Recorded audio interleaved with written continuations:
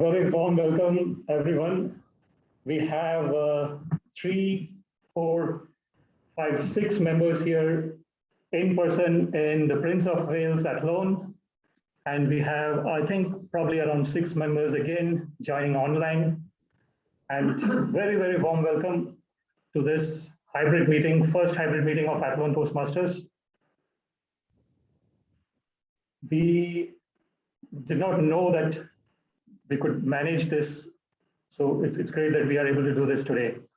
And in terms of the agenda here, Anna Howard is our VP Education and she has prepared the agenda. So thank you very much, Anna, for doing this. And she has put in this quote as well, which says that where there is no imagination, there is no horror. As we all know, we are going through this Halloween week at the moment, and it's quite an apt theme for today's meeting. For whatever we do, imagination is extremely important. This is what Albert Einstein said as well, that planning can take you from A to B, but imagination can take you anywhere. This is what Albert Einstein said, and it's really amazing.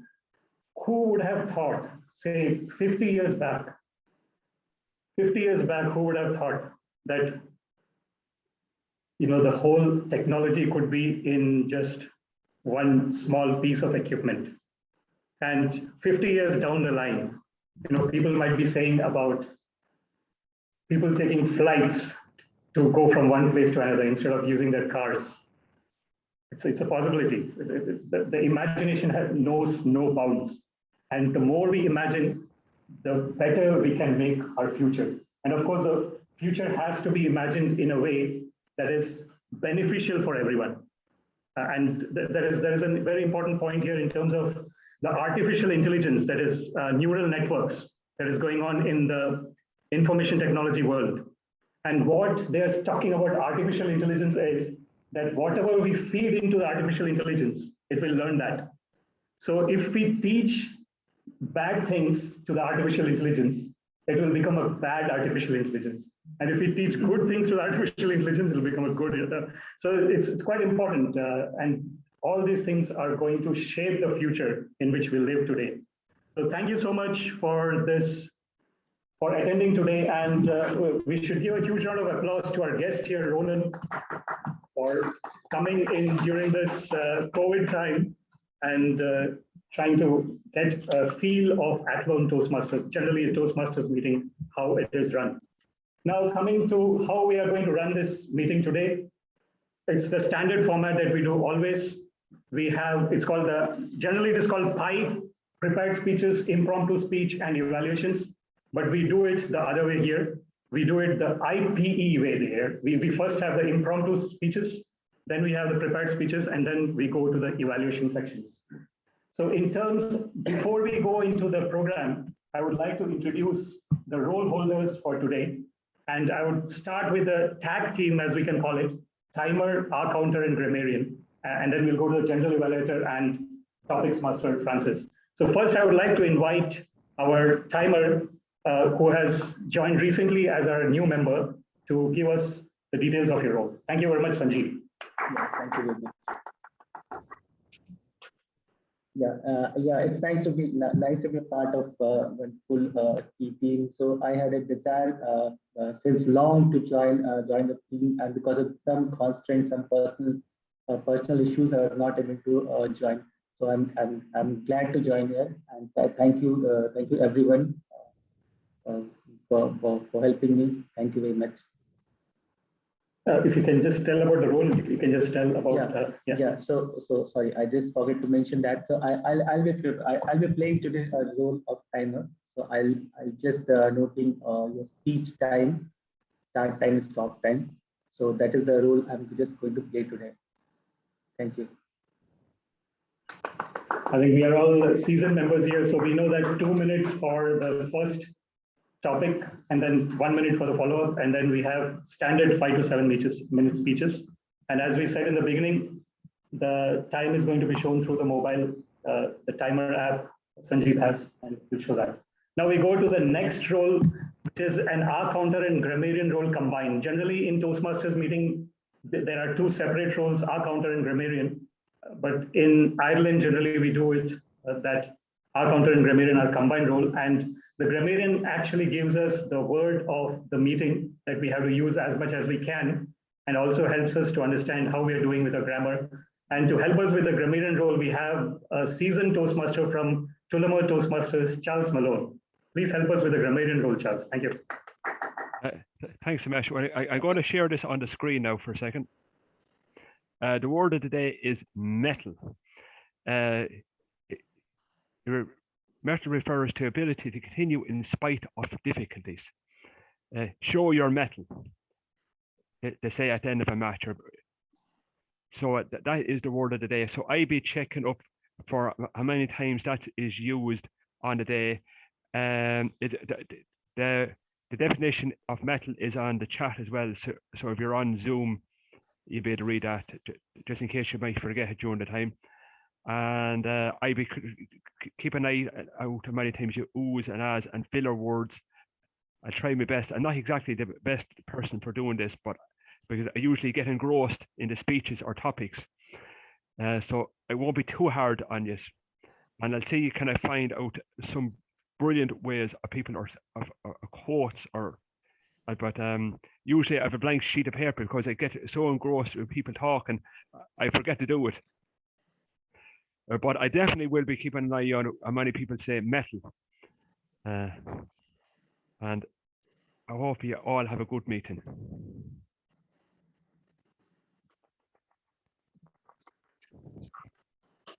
Thank you very much, Charles. And you have always shown us your mettle despite all these difficult circumstances that we have gone through. You have organized so many wonderful events, like the charity event with Father McQuarrie, is it? And so many other things that you have been doing for through the Toastmasters International. So congratulations on showing your mettle in these difficult circumstances. And I think the members here are showing their mettle as well by being present here even during these COVID times and running these meetings. I think as a whole Toastmasters International organization, I think the whole organization has showed a great mettle in terms of continuing within this unprecedented circumstances. So a huge round of applause to each and every one who are contributing to the running of Toastmasters International in their own unique way. Thank you so much. We have gone through the second role of the evening, which is the grammarian role. The third role would be the general evaluator role, and I would like to welcome our founder member, Helen Keenan, to please give us what involves in a general evaluator role. Please come here, Helen, and Francis, if you can please take a seat here. Thank you.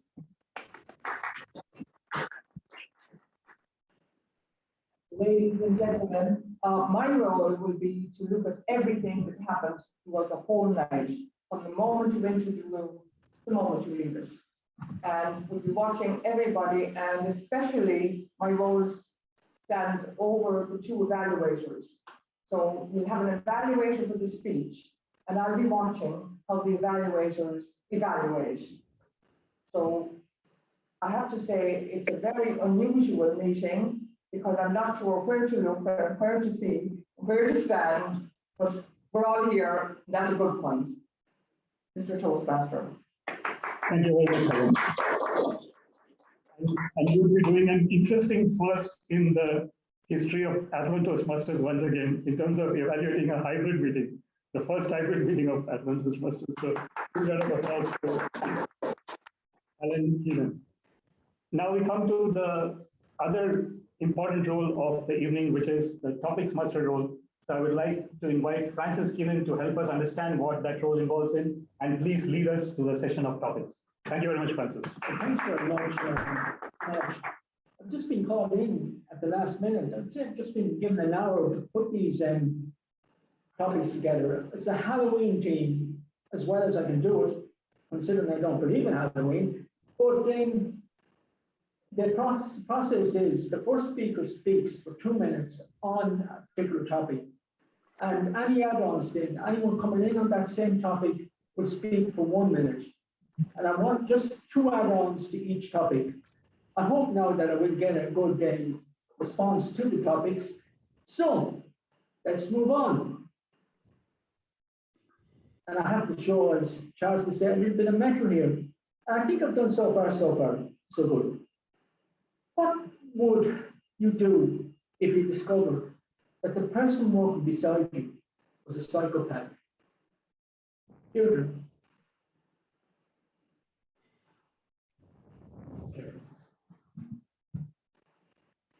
Your topics master.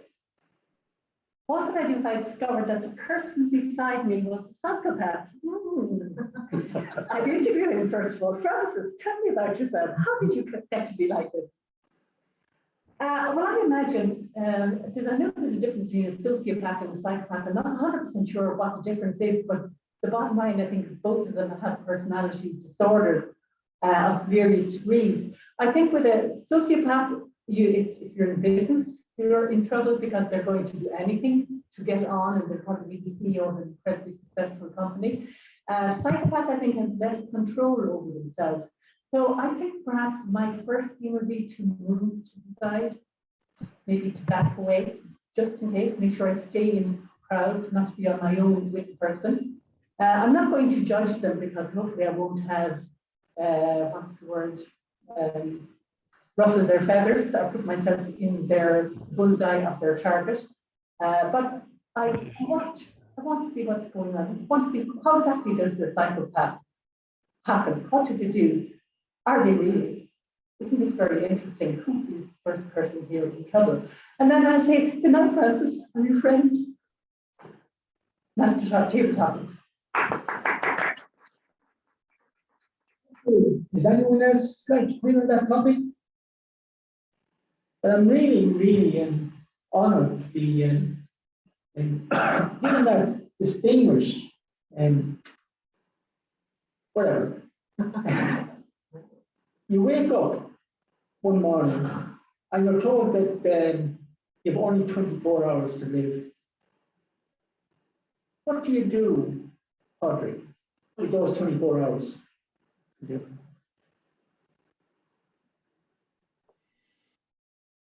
I was hoping I wouldn't get this. I think I'd go back to bed. But be terrible, wouldn't it? I mean, how bad can that be? The only thing it is only 24 hours. It might be worse to be told you have 6 months to live, you know, because you'll be dwelling upon it for a very long time. But I remember when my father was told, when we were told our father was dying, you know, we didn't tell him. And I think that was a very good thing, because he died suddenly then a few months later and didn't know. We told him he had something else that he didn't have. I thought maybe I should hear it. But, maybe advice to people. Maybe it's not such a good idea to be telling people these things. I don't know how the doctor would do it. You know, I certainly wouldn't want to be a doctor in that position to have to tell somebody that they're going to die. Must be the most horrible part of the job. And I think people are interesting enough if I didn't know he was going to die. I think he thought he might recover, but it's something I think you shouldn't do. You shouldn't tell somebody they're going to die. I think when you tell somebody, the doctor tells somebody they have 4th stage cancer, I mean, I think there's no return from 4th stage. But that's awful difficult too, isn't it? But they are very successful now with cancer, being really successful. The great big killer of humanity. But I know my sister is recovering from cancer at the moment, and she's been 3 years recovering from it. She's not fully out of it yet, but I think she's survived it. In fact, I was talking to her today. I think she's off the cancer side, but she's doing things to do. So, bless your health, everybody. Stay healthy and don't do anything that'll make you unhealthy. Like, more important. Have I gone way over that? I don't know. There is no time is there. Don't make yourself unhealthy, people. You've only one life. I was at a funeral as well. My aunt died. I've had a bad time in the last few weeks, and we buried her today, and she was almost 100. So that's giving you hope, everybody.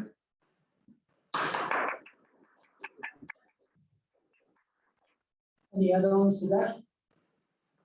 Okay, and Ronan, Thank you, Ronan. this is a big shot now. I heard this from, if I was told I wanted to do 4 hours to live, I'd email everybody I know and tell them unless they email 7 people each that I would be dead in 24 hours. And we'll wait for that. You get those emails and pass it on to 7 people. And you wait there. And then pass it on, email on to 7 people or I will die. But now you know you're going to die, tell them to pass it on to 7 people each. And they don't do it and then you die. And everybody feels bad about it. That's what's really good.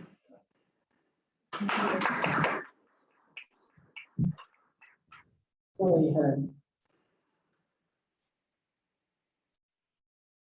Mr. Toastmaster, I'm not sure what people have on dying. Every single one in this room will die. That's for sure. I think if somebody told me I was going to die in 24 hours, I'd be saying, well, thank you very much. It's good to know. I'd like to know I was going to die in 24 hours. You could get lots of things ready in 24 hours. You could do lots of things that would be, I would ring all my friends and I would say, guess what? This is my last phone call to you. I have had a very good time with you and I loved all the time we spent together. Goodbye. And I think we have to face that. Yes, we will die. What's the problem? I see no problem in dying. Absolutely none. And in fact, I'd love to be told when I'm going to die, rather than maybe be 3 or 4 years in sickness or be in a home or whatever. But I was seriously, and I know my uncle was in a home in Galway, and he would not die. He would not die. And I went down to him and I said to him, guess what? Mark, your time for dying is close. Let's just say a prayer and end it.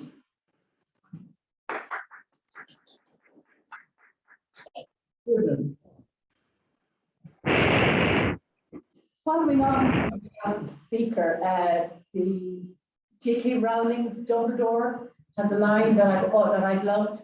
Death is the start of the next great adventure. Mr. Toastmaster. Yeah, Charles, what's your speaker? Okay, Charles.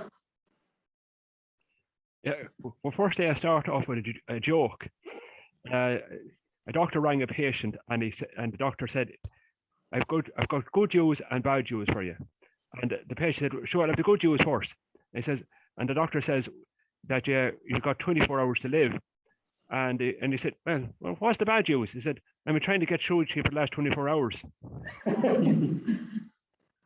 Anyway, if I was told that I had 24 hours to live, I'd ring up everybody I knew in Toastmasters, my family, everything, and I would have a Jamunkus party that everybody would remember, that Charles Malone could throw a party, and we'd have a whale of a time, and that's basically it. And I'd go around everybody that I knew and I loved, and I'd give them a big hug, and I said, "Right, I'll see you in 24 hours." And so that's basically what I do.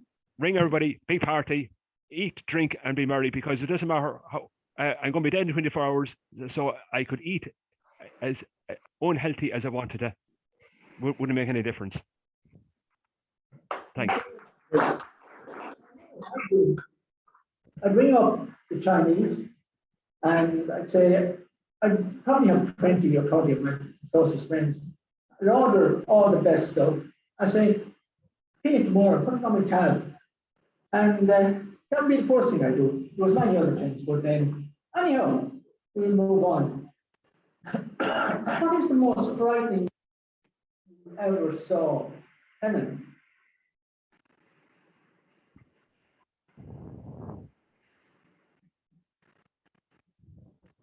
Master, I never saw it. I don't know if I have ever seen a frightening movie. Yeah. Sometimes there's an odd thing on television and there's gruesome murders in it. I don't see them. So a frightening movie, I don't know. I always loved to watch The Fugitive or all kinds of murder cases and follow how they managed to decipher them. But I don't know otherwise if I've seen really scary films. Sorry about that. No, that's okay. There's no add-ons. No add-ons.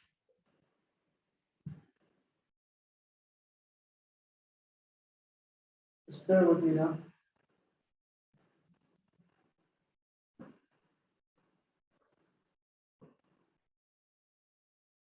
Now, this is a difficult one, and you know, you have to be honest with me now, Anna.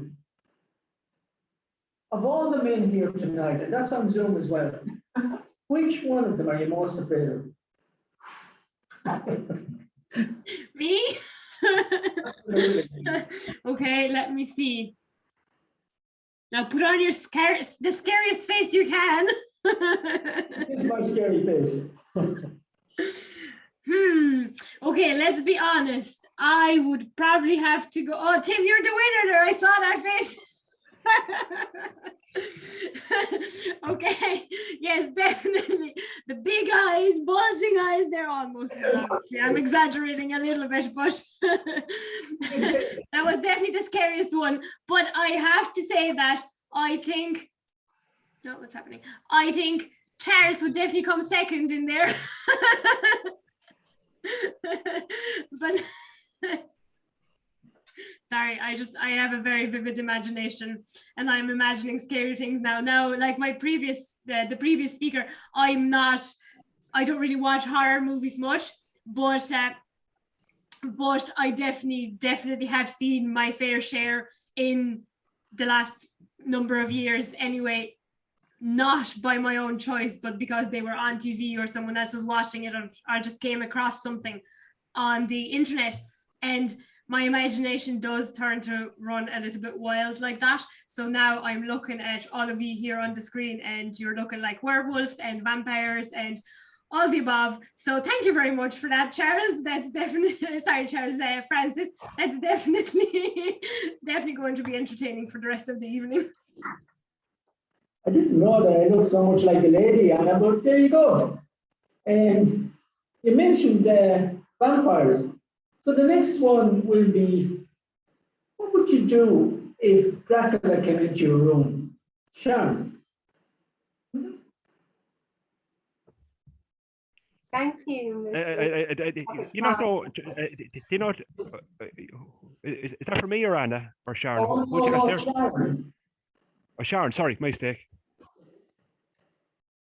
Thank you, Mr. Topics Master. What would I do if Dracula came into my room? I think I'd have to rub my eyes and try and focus really intensely, because you see, I don't believe in Dracula. In fact, I've been fortunate enough to be in Transylvania in Romania, and I've actually seen Bran's Castle. And I have to say it was so disappointing because it was just pretty, lovely flowers, lots of nice things, and not a sight of Dracula. However, around Halloween, there are a few people that dressed up as Dracula. So if there was a stranger in my room dressed as Dracula, then I would actually panic. I'd like to think I might give a karate chop or a swift fist to the face. I don't know, would I be brave enough to do that? But if it was someone that I knew dressed as Dracula coming into my room, I think I'd laugh and just say, honey, I'm not into that. Thank you. Thank you. Have we any add-ons? Anna is again. Okay, I would show my mettle by pulling up my hair, showing my neck to Dracula and requesting that he bit me on the neck and turned me into a vampire, because it has been my dream ever since I was a teenager to become a vampire and have this wonderful, wonderful, epic life like they picture in the movies wherever vampires are involved. And I don't know if you know who that is, but I would love to meet Damon, who's also a vampire in one of the series on Netflix that you can watch if you want, but he's really handsome. And like Jake Gyllenhaal that I mentioned a while back there, I would have had his poster maybe on the wall for a while when I was younger, maybe not so young. But yes, I would definitely be delighted to see Dracula walk into my room. Thank you very much. Thank you. Any other add-ons? The word cherry pick is a great word because someone says something and gives you a topic for the next one. So, Padraig, again, what would you say is your favorite costume for Halloween? Oh, Jesus, no. I don't say a jacket.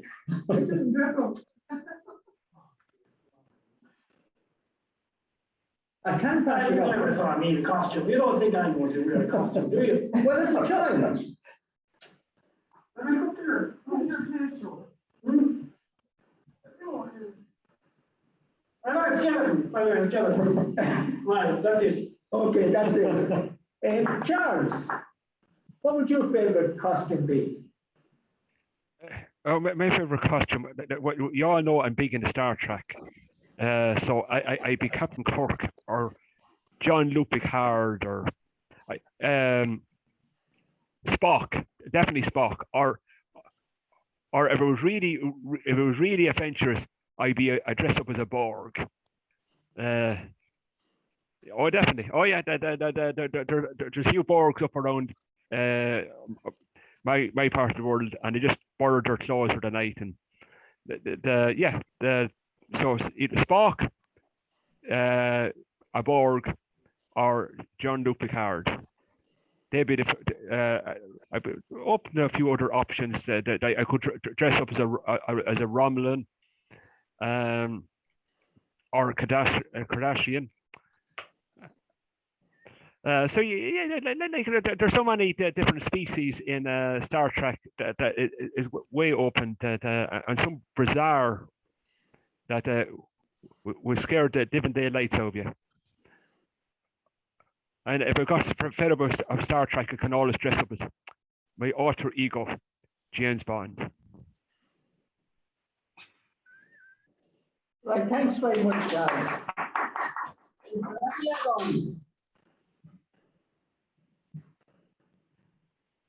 Now, this is perhaps an argument. And it's a nightmare if it happens. You need to mute. I'm sorry, I can't speak, can I? It's okay. I think Deirdre's was unmuted. Okay. So the echo was coming. Yeah, now it's okay. It's a nightmare when it happens. But what would you do, Kennedy, if you were left standing alone at the altar?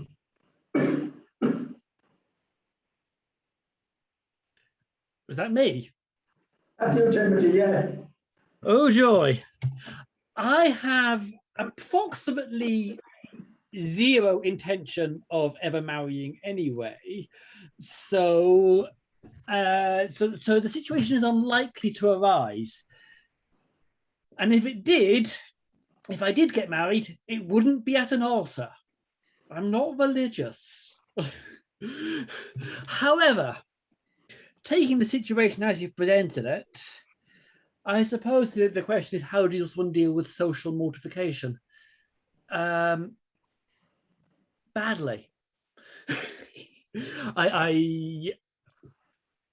I get stressed. I don't cope well with being the center of attention, generally speaking.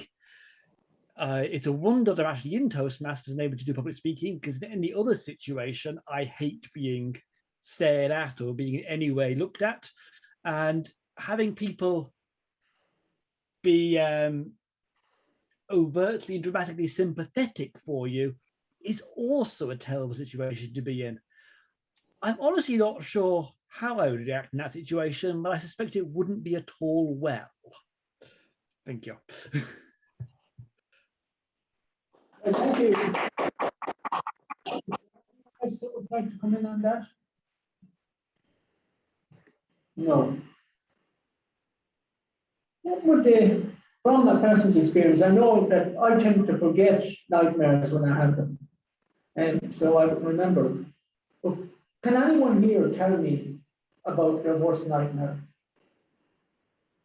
And turn that open to the house. Francis Anna has her hand up. Okay, well, David, you want to go first? Then Okay. I'll be very quick.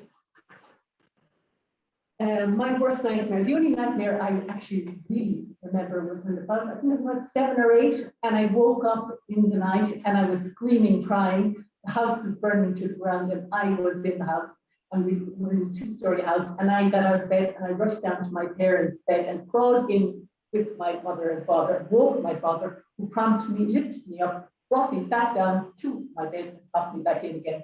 No sympathy at all. And they had 12 children, they didn't need one of them disturbing their night's sleep. That was my worst nightmare. Thank you. Thank you. Anna. Thank you very much, Francis. My worst nightmare was actually followed. Well, it actually followed a situation that happened in my life. So our house had been broken into, and the burglars, they didn't get very far because the alarm went off, but they did kind of break the lock on the balcony door, and they went over the gate before that through the garden and climbed in through the neighbors, kind of, you know, it was a very complicated way to get into the house. And my grandmother was inside the house at the time. She was watching the house for us when we were away on holidays. And what scared them off was the alarm going off and my grandmother walking down the stairs. So they heard that someone was actually in the house. I was about, I'd say 8 or 9 years of age at the time. And when we came back, it was a very big thing for us, that burglary that never came to be, but someone actually breaking into the house and being inside the house.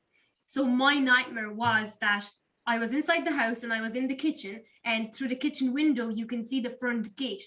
And there was 2 men dressed in black jumping over the front gate and trying to break into the house from the front. And I was seeing this, I was looking at them coming over the wall, and then suddenly one of them was behind me with a knife to my throat. And that's it. I don't remember anything else, but that was 21 years ago, and I still remember this nightmare quite clearly in my head. I don't know how much of it is my imagination and how much of it is actually what I had dreamt, but there it is. Thank you very much. As I said, this is a Halloween theme, and these topics are very, I don't particularly like them, but I have to do them at the same time. Okay, I'll tell you, I'll throw it over here to this man. Thank you. Thank you. What was your nearest death experience? Sorry? Your nearest death experience. Did you have a near-death experience? That, yeah. As in dying? No such dying experience I have so far. Yeah, okay. but I have few of I mentioned here that a few of my relatives died, and I am the witness to take them to their end journey. And sometimes when I sleep, I get a such kind of dream that they have come in my dream and they are talking to me like that. I sometimes dream in that way. For my relatives, yeah. More interest. Okay. You wake up and you find Donald Trump on one side and Putin on the second. Which one of them will you hold hands with?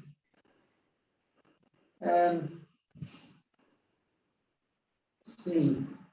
I'm trying to see up there. Okay. I'll go for Sharon. Thank you. I heard Donald Trump and I didn't hear the second name. Could you repeat for me, please? And Donald Trump or Vladimir Putin? Oh, wow. Okay. So I'm in the middle of Donald Trump and Vladimir Putin. Whose hand would I hold? I suppose the question would be, what would I have in my other hand while I'm holding the person's hand? Because, you know, if it was some kind of tool of weaponry, we'd say, that could possibly jinx my answer. But to be fair, I am not involved with politics in the sense of having a strong opinion. But then I do know that both of these leaders, it's been quite a metal for the people following them to actually put up with them and understand their rules. I suppose the question would be is, how do I get out of being in between the middle of two men that I just personally wouldn't want to be near? So, and I suppose the other question is, why am I in the middle of them anyway? Is that another nightmare of Halloween that we haven't yet discussed? Thank you, Mr. Topics Master.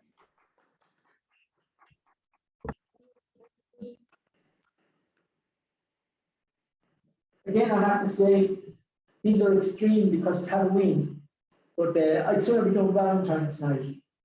And speaking of Valentine's night, let's go there. What is your favorite love song, Ronan?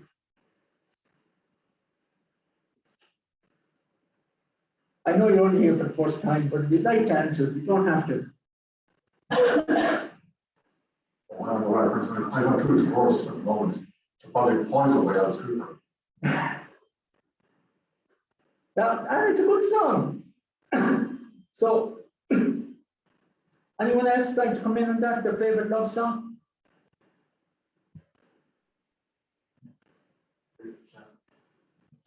Oh, Okay. sorry, Sharon. I'm sorry. Thank Okay. you. I would have to say my favorite love song is Greatest Love of All, because its lyrics in it say the greatest love of all is inside of me. And as I'm a self-love coach, and I believe with loving yourself first so that you can love other people, I have to say the greatest love of all that's inside of me would be my favorite love song. Thank you.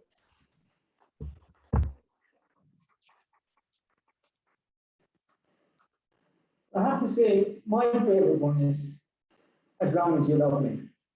And I think it's a beautiful song, Backstreet Boys. And actually, it will be the song I play during my proposal, whenever that happens, if it ever happens. But anyway,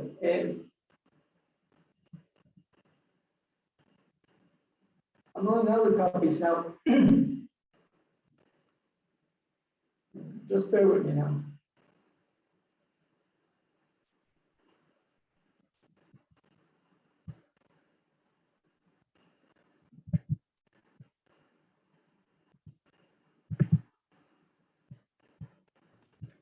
I actually think Charles had something brilliant to add on there a little earlier, but he didn't get a chance. Maybe we can let him jump in there for a minute. Yeah, it was about near-death experience. When I was 3 years old, I had two near-death experience. One of them was I hadn't seen my father for a good while. When I got up, he was gone to work, and when he came back, I was in bed. So just one day, he was reversing the car back into the backyard, and he got so excited. Bear in mind, I was 3 years of age. He was reversing the car back. I ran out. He didn't see me. The back wheel went over my two legs. He got such a big fright that he thought he'd hit me, but didn't realize he'd gone over me. He put the foot on the accelerator, went on, and drove over my legs again. the only thing happened, but the only mark was on me was a bit of a mark of the tire on my legs. Apart from that, there wasn't a mark on me. So that's near life number one. Near life thing number two was I don't know happened before or after, but I was going home from my granny's house. Obviously, I wasn't driving, and we're in a crash. I don't remember these things happening, but all I do know is that I lost my two front teeth. Either the time the car went over me or the time we crashed into an Arctic. And I couldn't eat hard sweets until I was about 10 years of age. So there are my, yeah, no, I said I don't remember the crash or the car going over me, but I do remember I could not eat hard sweets until I was 10 years of age. But there are two of the times in Erie I wasn't here anymore, but there is a few more, but I'll leave that to some other time.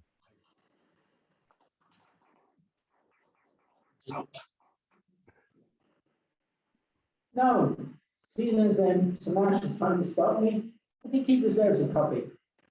I want you tonight to tell me, Samash, who has the brightest smile at the meeting tonight? And I know you're looking here and say yourself.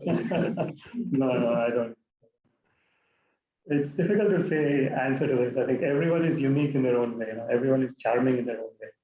I don't think we can just take out one. Look at all those beautiful smiles. What's better? I don't think we can take one particular person. I think this is the greatness of. I keep saying this always. Whenever I say this, I think this is the greatness of this wonderful universe. Everyone is unique, and everyone brings in their unique personality, their unique smile, their unique, attitude towards the world. And I think it really makes the world what it is. In terms of the beauty as well as the beast, beauty and the beast, So the beauty and the beast is there within each and every one of us, I would say. And depending on what mood we are in, we are sometimes beautiful and we are sometimes beastly as well. So yeah, I think everyone is cheerful in their own way, and it will be wrong to just single out one particular person. You know something, you're the best man here getting out of a tight corner. Yeah, I think that's it now. As I said, it was Valentine's night, I'd be at home. But then not really at home on Halloween. But I done my best. Thank you. A huge round of applause to Toastmasters Francis. And as the custom goes in Athlone Toastmasters, we actually put a topic back to our wonderful topics master. And I would like to give you the topic. What is your favorite costume, Francis?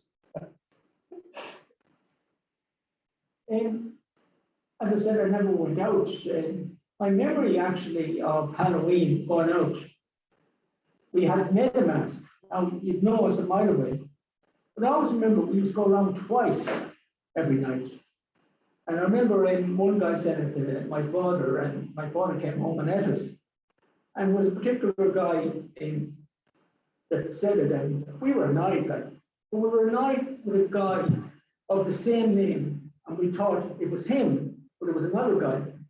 But going back to your question, I think I'd be a witch, but I'd be the white witch, not the bad witch. And, I'd be doing good things for everyone. And you can be sure, when a bucket of water is thrown on me, I'd glide along. No, it would be a witch.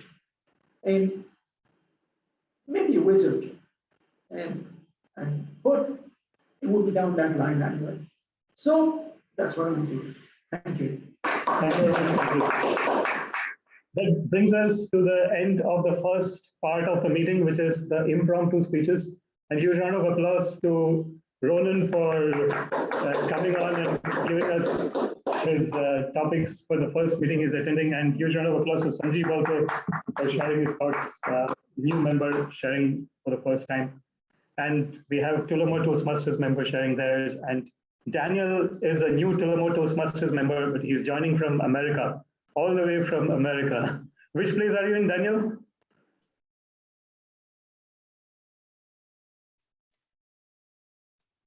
Myself. Thank you so much. Which place are you joining from? I'm from Boston, Massachusetts. Okay. Warm welcome, Daniel, to the Athlone Toastmasters meeting. So now we are going to the break for 5 minutes. We'll come back at 10 past and resume the next section of the meeting. Thank you all so much.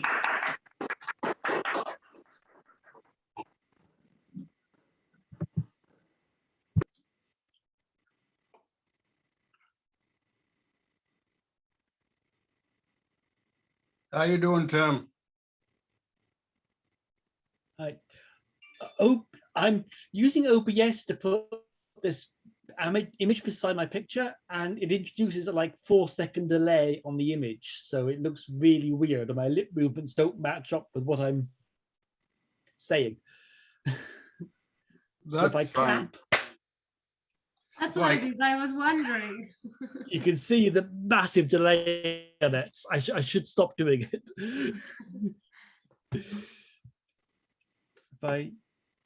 If I switch off OBS and then stop and restart the video, no, it doesn't work because OBS is.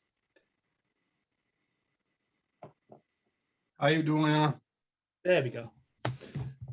Okay, I'm doing it without OBS now. You're in sync. Must be a bit more natural. Is OBS now? It does all these clever effects. It basically, OBS captures your webcam and then outputs a fake webcam that Zoom can pick up. And so you can use OBS to do stuff. Is it like a Zoom app? One of the new things they introduced, is it? No, it's a completely separate program. Okay. Which you can then feed into any. Let me start video again. What's it stand for? I can do things like. It's just a name, I think, Daniel. I I don't think it stands for anything. OBS. All right. So I can do things like this. Oh, you're immersing your picture in the picture. Oh, that's how you've been doing this. I was wondering before when I'd seen you do it. That's actually very good though for the lights, in fairness. Yeah, I have to pick this one as well. And again, I can put my picture on it if I want to, or put it over there or wherever. And you're actually not getting the delay now. We don't really see his lips, close enough, I'd say, to see the movement when he's talking. Yeah, because the image is so small. Actually, it seems to be. Yeah, it's better now. Yeah. There you go, just talking to us about it fixed your problem, Timothy. You're welcome. Yeah, well, turning off and on again seems to have fixed it. I closed OBS and restarted it, and it seems to be better now. No, you're delayed again. I think it's when you have that screen on with the double images is a delay, but with the traffic lights and the timer, it's no problem. It's fine. It's probably to do with the size of the camera. Maybe if I do this. Yeah. Oh, yeah. If I have a small camera, it's fine. Yeah. And when I have a big one, it's just delayed. I think it's the processing. Yeah. Just my graphics card isn't strong enough. Okay. Well, still, it's good though. It's it allows you to convey a lot of information on your screen, like. Yes, I can. I think for someone who doesn't like attention with all those pictures, you're definitely gathering all the attention. I can do differently, like when I'm in my work, I do this. When I'm at SCA events, I do that, and just general me and Toastmasters, and and I've got the conference badge which I can switch off, go on, and a banner. It is very good in fairness, even with the delay. Like it's definitely a useful tool. I have my own computer is a bit faster. I mean, this is a work computer. If I actually get my own computer set up again. Yeah, it might work better. I must because my work computer it doesn't need fancy graphics. It doesn't have a good graphics card. Yeah, fair enough. I think the table topics I got was the first time I've ever been stumped, because in my line of work and stuff, I tend not to talk about religion, politics, whatever, and then I had to kind of like switch on, like I'm on Zoom and I'm talking about politics. It just threw me completely. It's like, what's going on? Well, the perfect answer for that, I was thinking you could be like Switzerland. That's the only way I can think about it. That's it. Don't give actually. anybody a hand. Yeah. Just be grey. I should have just put my screen grey. Well, you know, if you were using OBS, you might have been able to pull something like that off, but without it. Oink, There just you go. disappear. He's gone. I should have answered it with, if I had OBS right now, I would actually turn my screen grey because I don't talk about politics on Exactly. There you go. Next time you're stumped, Sharon, there's your answer. It took a while. Yeah. At least if You I did had a good OBS, I job, would have though. a delay. Yeah. You did a real good job, Sharon, with that question. Yeah, you There did you go. actually. I didn't feel, I felt very bumbly. Okay. Felt like I was juggling jelly. Yeah. It's like Well, that was one heck of a question to field in the first place.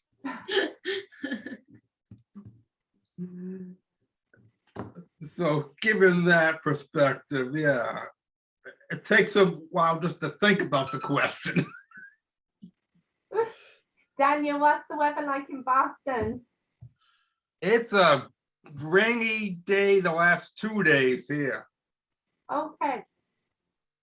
How about in Ireland? What's the weather like there? Sure, it's always wet. Yeah. Pretty much. Here it's been dry today, but it's clearly been raining recently. The paths are wet, but It depends how far west you go. See, I'm more Galway side, and I think the more west, the more wilder it is. yeah. But Dublin's it's what actually makes pretty it dry. green.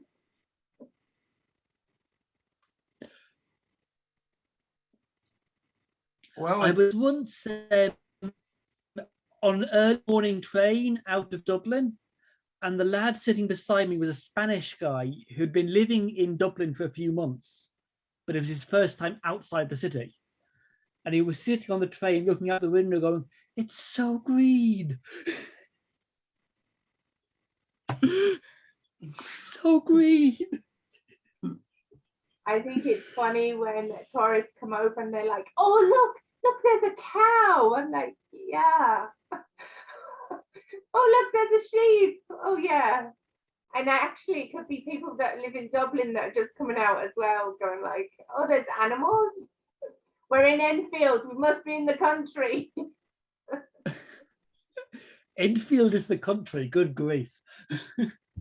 I know, right? Once Yeah. you pass the service stations, you know.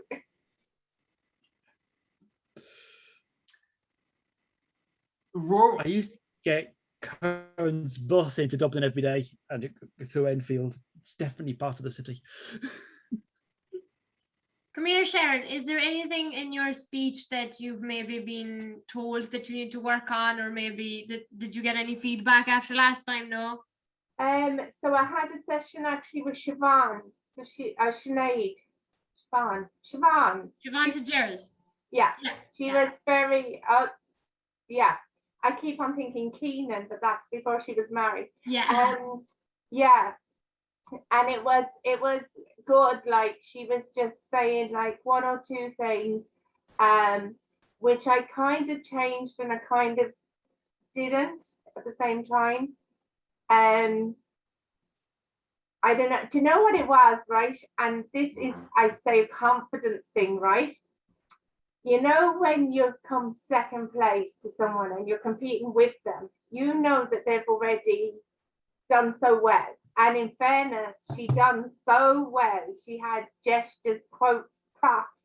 She was funny. She's brilliant. And I think it's just like, oh. Yeah, that says it all. All right. So it's like. I'm back. I was in the Mullingar contest. I had headed it. I saw her win that, It kind of made me relax going into the Area 9 because I knew I'd be competing against her. And I just thought, I'm not going to win. That's fine. I'm not going to win. I can relax. You see Just what do the I rest. mean? Like, although I spoke to somebody and they said, apparently she's American, and she said in America it's Sunday soccer or something, that every Sunday is a new match. You don't dwell on the matches previously. It's a clean playing field and you just deal with it there. And I'm like, yeah. I mean, it's true. And you know, like, You never know what's going to happen on the day. opinions are very subjective, so you might get a set of judges who will prefer something else, you know, so you just don't know. You just have to take it I don't know, just smile, positive, optimistic, I'm gonna win it. I think as well, when you think about it, Sharon, the reason you I never know, entered this next May you could be in the was district just final. the reason I entered this was just to actually do it, because I didn't find myself funny. My story would be that I wasn't humorous. So even just to enter it was Absolutely huge, yeah, no, 100%, yeah. Well, you know, for us, you're a winner regardless of what happens next, but fingers crossed. Well, when I heard you came across very confident, very, I don't know what was funny, but it was you seemed very confident and assured of yourself when I heard your speech, Sharon. Well, that was a few weeks ago. I'm afraid you're going to hear it again today. So that's good, because I'll be able to gauge it from what I saw last time then. Perfect. Shall we start, everyone? Are you able to hear? Are you able to hear? Shall we start? Helen, Forek, Deirdre? Shall we start? Shall we start, Francis? Oh, yeah. Okay.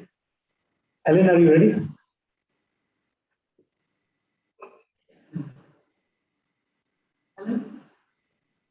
Shall we start? Okay, welcome back, everyone online and everyone in person here, to the next part of the meeting, which is the prepared speeches. So we have two prepared speeches from two of our relatively new members, but they are extremely, talented members as well. So we are very fortunate to have Sharon Dooley and Anna Howard as members of Athlone Toastmasters for bringing in such a great talent in terms of public speaking. We have two evaluators as well. So the first speech is by Sharon Dooley, and that is actually a contest speech, which she'll be doing in division contest actually. So she has gone through the area contest as well now, and she'll be doing the division contest. And the title of the speech is The Mother's Love, and we would like our very, very experienced evaluator, Porrig Higgins, to, I think Porrig, I mentioned to you, it's not a normal kind of pathways speech, but it's a contest speech. So maybe you can just inform what you're looking for. Thank you very much, Porrig. I can see very clearly here, and looking very well, I must say. So it's going to be difficult. I think it'll be easier for you than me, but I hope you have a nice speech for us. It's got nice content, and it's very hard to judge how your gestures are and so on. But we won't worry too much about that. But I hope you have something interesting for us. That's all I'd like to say. Thank you very much, Porrig. With a speech entitled A Mother's Love, please welcome Sharon Dooley to the virtual stage.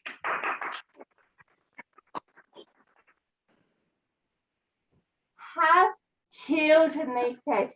It would be grand, they said. Were they right? Fellow Toastmasters and very welcome guests, I will let you decide the answer to that question. Humans are funny things. As they get older, they tend to start giving opinions to the younger folk. I mean, have you ever had a wedding invitation? You kind of dread going because you know no sooner will you arrive there, the elderly relatives will come up to you and say, hey, isn't it time that you went down the aisle? Hey, you'll be next. Well, supposing you do value their opinion and you make that journey down the aisle, the next thing they say as soon as you're back from your honeymoon is, isn't it time we heard the pitter-patter of tiny feet? And just supposing that does happen, no sooner you're home from the maternity hospital and they're saying, wouldn't it be nice for Timmy to have a little brother or sister to play with?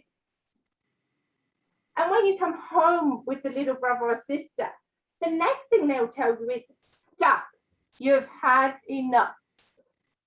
Well, I didn't stop. And people would smartly say to me, have you no television? Well, I would answer them very smartly and say, if you think watching telly was better than what I was doing, you're doing it wrong. So back to pregnancy. You will glow. You will be euphoric and angelic. No, it's fake. The only glow I got was the reflection of my toilet bowl coming back at me when I was getting sick. Then the baby. Oh, you'll fall in love straight away. It will be the most beautiful thing you've ever seen. This wrinkled up, red, screaming ball of joy was definitely not what I had signed up to. But the smell, oh, the smell of a baby's head and rubbing your nose against its soft skin. It's one of the most wonderful things I've ever experienced. But as the children grow, the smell grows too, if you know what I mean. And the bedroom full of teenage hormones just doesn't quite have the same appeal. The baby's years, they fly by. Cold dinners, cold coffee, and never ever going to the bathroom anymore on your own without a little hand creeping through the door like something from a horror movie. Then we attack what I'm going to call is the Y years. You know the ones. Eat your dinner. But why? Because you'll grow up big and strong like Daddy. But why? Because children are starving in Africa. We do it, don't we? We say the things that our parents said to us that we said we would never ever say to our own children. But one trick I learned from my mum, and it was a really good one. There was myself and my brother in the family, so just two of us. So if we had a chocolate bar to share, my mum said to us, one of you cut and the other can pick. Well, you would never see a more accurate 50-50 split of anything in your life. Out would come the ruler, the weighing scales. You would not give a crumb more to the other person than you had to. But with parenting, sometimes desperate times calls for desperate measures. You know what I'm talking about here, don't you? Santi in July. Yes, I'm guilty. If you don't clean your room, Santi won't come. If you don't brush your teeth, Santi won't come. Or the most hilarious one of all, if you tell lies, Santi won't come. I mean, we do it, don't we? Another thing I've been guilty of is being such an ever helpful mother and helping the children look for their Easter eggs with such high, with such low, looking for the Easter eggs, all the time knowing that I'd already ate them in front of the telly the night before. So we're going to take a quantum leap into the teenage years. You know, the years when the children know so much more than we do. In fact, they know so much more than anyone does. I remember in my daughter's school, the school decided to make girls wear skirts instead of pants. My teenage daughter didn't like the idea of this at all. In fact, in protest, she wore her brother's trousers into school, claiming gender discrimination and all her other rights.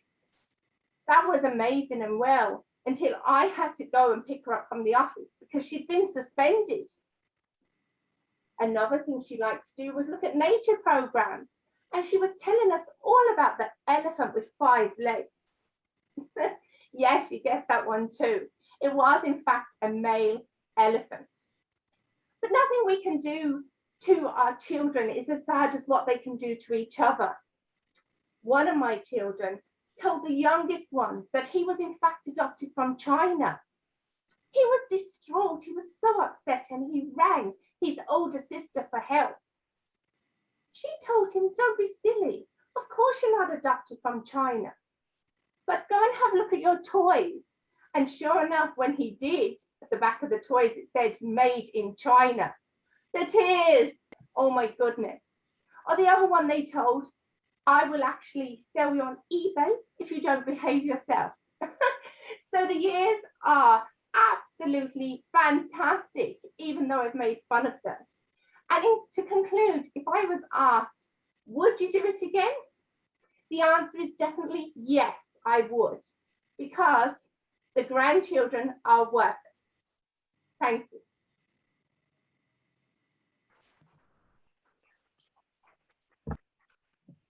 Thank you very much, Sharon, for a great speech. Now I would request everyone to take a couple of minutes of your time and please give some feedback to Sharon so that she can do a great performance in the division contest. So let's take a couple of minutes and please put in the chat directly to Sharon. Thank you. And I think for the people here, we could send in a text or a WhatsApp message later. Just your thoughts on what you can do to make it even better. Yeah. Thank you.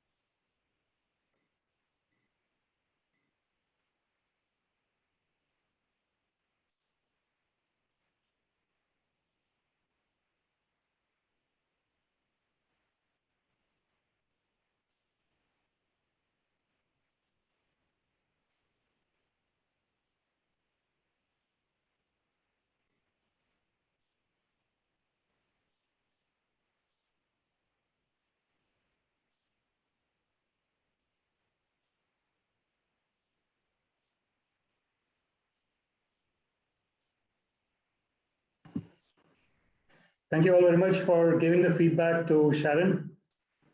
I'm sure that will even make her speech better for the division contest.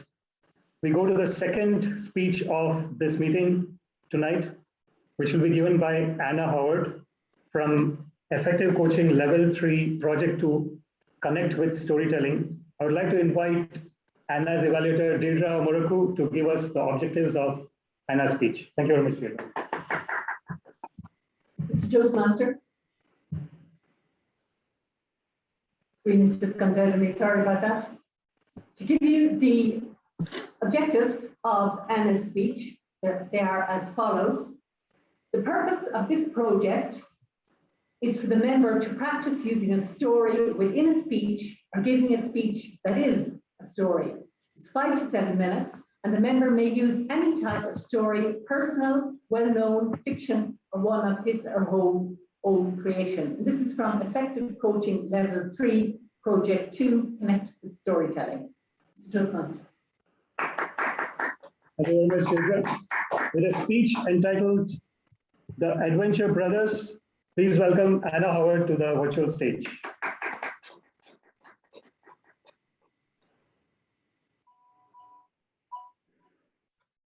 Mr. Toastmaster, fellow Toastmasters, dear guests, the Adventure Brothers.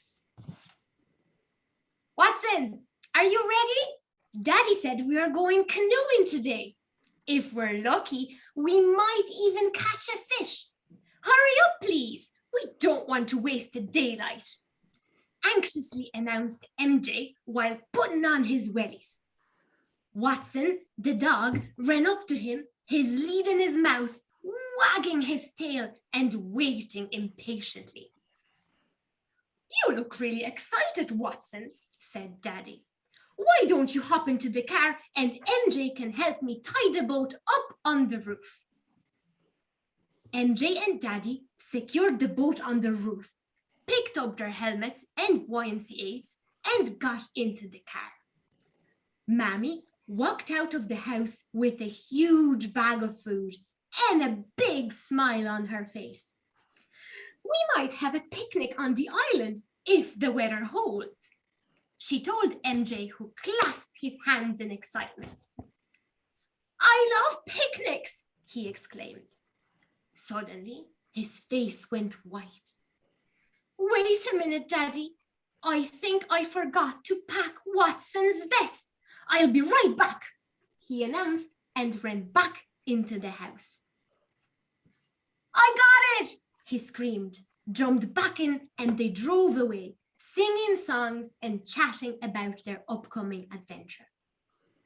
When they got to the lake, the sun was shining. The birds were singing. They took the boat off the roof, packed all their spare gear into big waterproof barrels. Then they safely secured the barrels in the canoe and hopped in themselves. I am so excited, I can barely stop smiling, Mammy. And look at Watson, his tail hasn't stopped wagging since we left the house. This is going to be a great day, said MJ, jumping up and down, unable to hide his happiness. Let's not forget to put in the fishing rods, or else there will be no fish to put on the barbecue for lunch, reminded Daddy. Oh yes, let me just make sure that Watson's vest is clipped on well, and then I will put the bait on the hook and get ready for some serious fishing, laughed MJ. Hop in, Watson, Mommy pointed at the boat. Are you ready, little man? It's time to get going. I'm in, screamed MJ, quickly settling himself into the boat. He secured his rod in between his legs, ready to cast the line as soon as they got out the deeper part of the lake. Ready, Daddy, push us off, he said, and Daddy did as he was told. He pushed the canoe off the shore and hopped into the back seat. Paddle on, everyone, he ordered, and both Mammy and MJ got to work. MJ was still learning the proper technique of holding and placing the paddle in the water, so he was keen on every opportunity to practice his newfound skill. One day, he hoped to be as good a paddler as his Mammy and Daddy. When they finally got out into the middle of the lake, Daddy requested a short break. All right, MJ, let's set up our rods and catch some fish, which they did, while Mammy slowly paddled forward, keeping the canoe on course and watching out for other boats on the lake. Suddenly, there came a scream. I think I got something. Quickly, Watson, help me reel it in, screamed MJ. Watson grabbed onto the strap on MJ's buoyancy aid, pulling on it hard to keep him steady in the boat. Unfortunately, the fish was too big, and the fishing rod made a big splash as it landed in the water. Oh no, exclaimed MJ. There goes our lunch. Woof, woof, whined Watson. Mammy and Daddy paddled over to fish the rod out of the lake. Oh boy, whatever happened? Inquired Daddy. The fish was so big, Daddy, it pulled the rod out of our hands and then it swam away. We were so close to catching it, and then it was just gone, cried MJ. With every word, his voice got sadder and sadder. Mammy pulled him into her arms and hugged him tight. My poor boys, you must be very disappointed. But shake off the water, dry your faces, and then I'll tell you a secret. I brought a full roast chicken in my picnic basket, announced Mammy. Wow! MJ's mouth popped open, and Watson was already sniffing the basket, looking for the chicken. You're the best, Mammy. I was really worried that we will all starve because of me. I forgot for a minute that you always have my back. Let's paddle to the island, spread out the blanket, and have a lovely meal in the sunshine, suggested Daddy. Sounds like a plan, agreed MJ. Paddle on, folks. Thank you very much.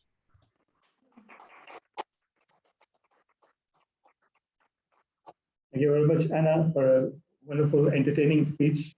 Lots of characters, and each character is depicted nicely. Shall we give 1 minute so that we can give direct feedback to Anna through the chat? And the members here can give it later as well.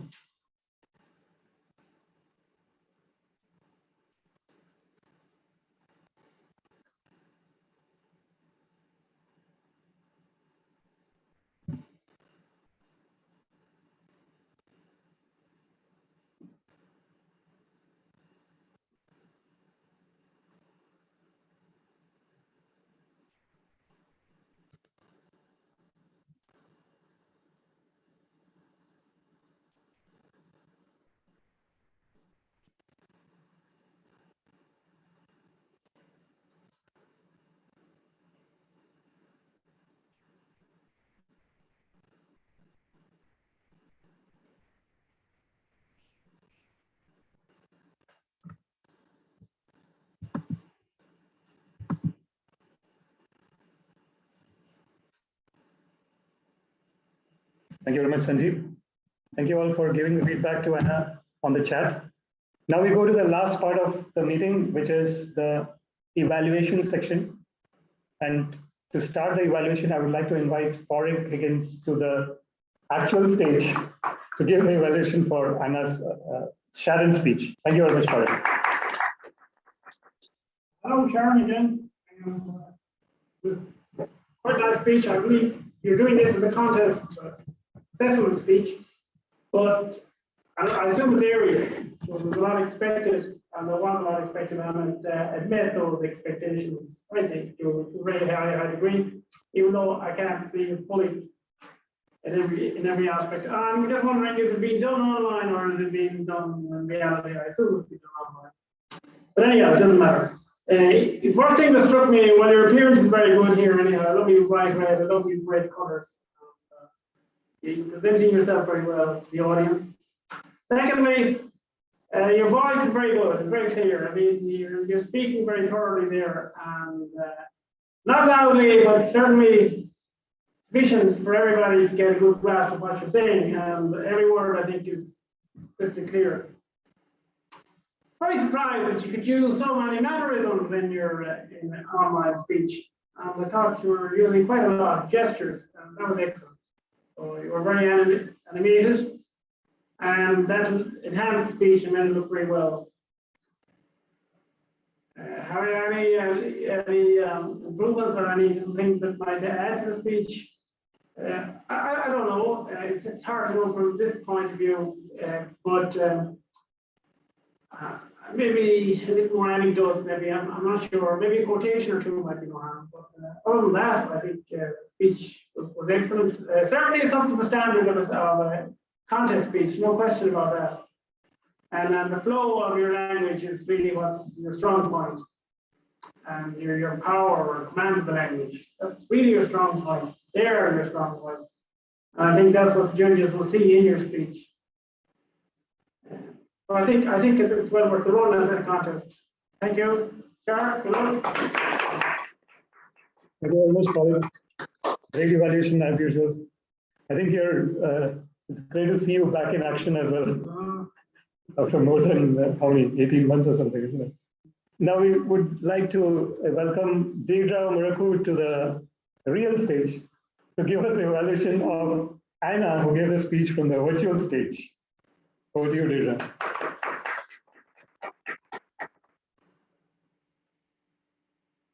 Well done, Anna.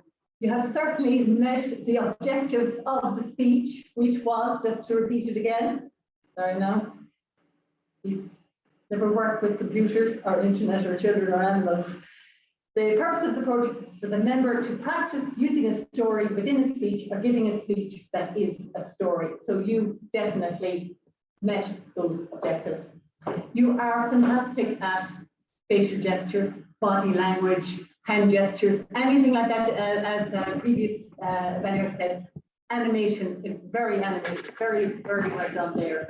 The use of props for it really excelled, so that you could easily distinguish whether it was mother, father, or the child speaking. You had a lovely flow throughout the story. I mean, it was basically a very simple story, going fishing and using the fishing rod with the dog.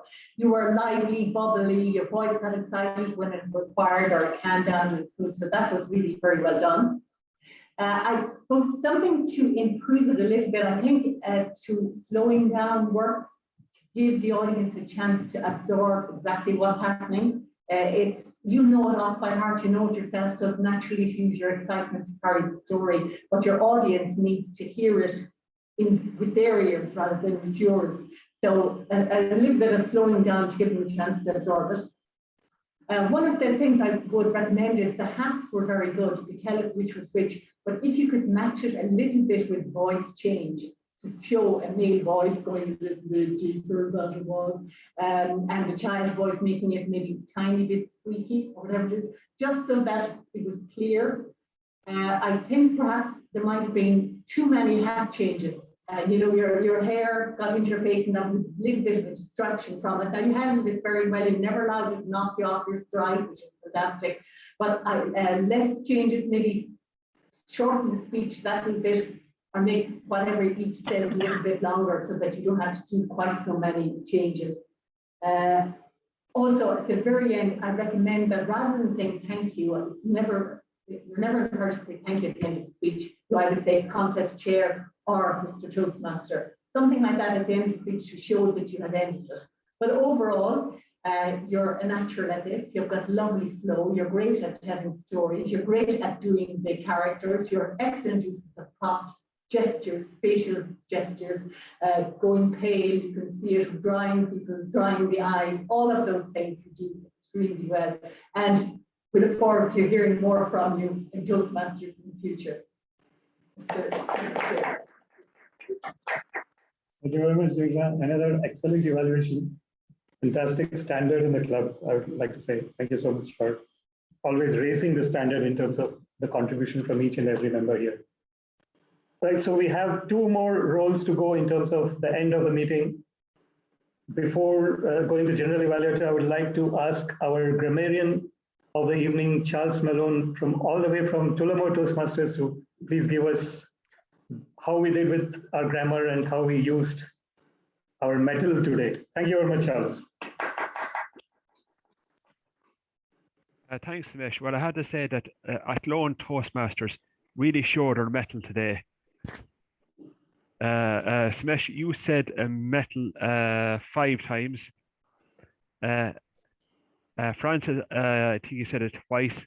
Anna once, and I think I said it myself 4 times. And as for filler words, as far as I could say, you were all fantastic. I think I counted about 20 oohs and ahs, and I didn't write down who wrote it. I just, every time I heard it, I just gave it a mark. But I thought you were all great, and I did warn you. I was so engrossed in the speeches, I didn't write anything down. But that shows you how good the speeches were. The 2 speeches. I thought Anna there for one stage was member of the A team. She had a plan B in case the plan A didn't work. But I had a great meeting, and hopefully the next meeting I'll be more clued in and I'll have a few more quotes. Thanks.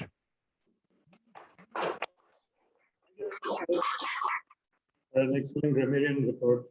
Thank you so much. Now we go to the last part of this meeting tonight. That is the general evaluators report. And I'd like to welcome Helen Keenan to the real stage to give us the general evaluators report. Thank you very much. Toastmasters, and yes, this was, I have to say, a most unusual meeting, one of its first kind, and we'd have to congratulate Samash and his team for putting it up. So well done to you all. The agenda came out to us really early, so we knew it was coming forward. As always, people pull out and things happen and we can't do things.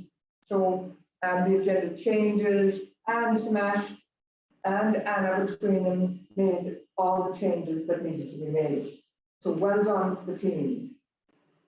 The opening was again Samash, and he had a lovely little rendition there about technology and how technology is moving and what's going to happen in 30 years and 10 years and 5 years even. So we'll be looking forward to that. Roles came out then, and that was very quickly done. Then our timer was excellent subject. It was the first time, and I have to say that the time was very visible all of the time, so well done to you. Topics come in then, and Francis, I have to congratulate you because you got a very difficult job at the last minute, and I know how difficult that is when the role is thrown in your head and it's quite an important role. So well done to you for taking it, and well done for you to achieve it. Well done, Francis. Our grammarian then was Charles, and the word metal went out 15 times, and well done to the participants for that. Our first evaluator was Tori or Sharon. We gave her 8 positives, and she deserved all of them. And we sent her forward thinking, yes, Sharon, we hope that you're going to achieve a whole lot at the next level. Well done to you, Sharon. Our second evaluator was Deirdre, and Deirdre gave 16 positives to Anna. And she gave her 3 things to look out for, and all were very warranted, and well done, Deirdre, for that. She used the objectives of the speech twice, so that we knew exactly what Anna should have done. So I like that. Well done to you, Deirdre. It was our first hybrid meeting, and I'd have to say well done to those who set it up with great skill and great mettle, definitely. I have to say to the people online, would you please watch doing things like swaying with your hands on your head, or moving around, or scratching, or all of those things are quite distractive while online and we're looking at you. And make sure that your face is to us, because a lot of the time I saw somebody's stomach, I saw somebody's leg, I saw a head, and sometimes you see the top of people's heads. So watch how you are on the screen, because you can see it yourself. At the beginning, there was a lot of chatting, and it was very, very noisy and very, very distractive while we were here. So between the two, it's not easy. So I think the screen has to go down a little in noise, while I don't know why that's going to manage, but the noise was there very strong. I think in order to balance the whole thing, we could have had one speech here and one speech online. I think that would have made a slight difference to the whole sense of the whole thing, because now we're only 3 here and 3 at the top table. So it seems very, very sparse. And I think, you know, to bring a speech in here would have been a little addition to us. And I have to say, all our Toastmasters, one thing that they do have is great mettle. Well done to everyone. Thank you very much, Helen. Great general evaluation for the first hybrid meeting of Athlone Toastmasters. And it looks like this is going to be a norm, whether we like it or not. It will become a norm for a certain period of time at least. Depending on if we get some international members, then I think it has to 100% become a norm, because the service has to be provided to all the members. Then it's just a matter of tweaking a little bit here and there, and then we'll get used to our new ways of working. Thank you all so much for joining online and as well as here from here. And I'm just trying to get back to the quote that was there that Anna had done for this. When there is no imagination, there is no horror. That is a quote, Arthur Conan Doyle. And even for horror, imagination is required. So what to speak of bringing some positivity? Let's imagine that this whole COVID is gone and everyone is back personally and everyone is meeting each other. Why not? This is going to happen. It looks a little bit challenging at the moment, but let's imagine that everything will be fantastic and we will get there. So with that note, I would like to thank you so much for your time today. Everyone here in person and everyone online. Thank you so much for your time and thank you so much for the energy and enthusiasm that each and every one of us is putting in here. Thank you so much.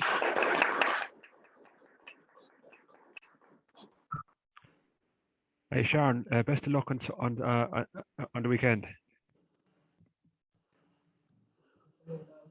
Yes, fingers crossed for you. Look,